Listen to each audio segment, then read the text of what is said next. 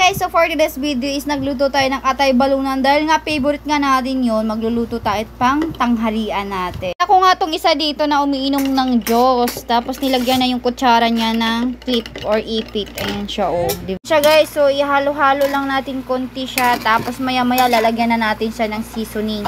Yes mga day. Ayan. O, diba? Tapos itakpan na natin. Kung gusto nyong bumili ng induction, ilalagay ko lang sa caption niya. Nasa baba. Ang init niya, oh.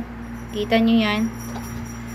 Tapos pala, lalagyan na natin siya ng magic syrup para naman merong lasa. Siyempre, anong lalagay natin para magkalasa?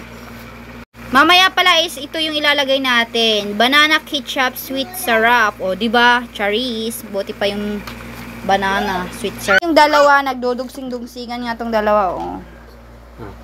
Ayan sila, sweet daw sila, sweet. Feeling sweet. Charing! So, meron pa silang pagaganyang-ganyang mag-ama. Kala mo naman talaga sweet sila, pero hindi yan sila sweet sa totoo lang. Nag-aaway ang dalawang mag-ama.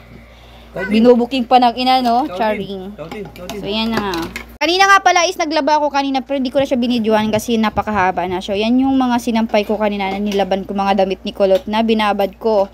Dahil nga mapuputi yung mga damit niya, kaya binabad ko na siya kanina.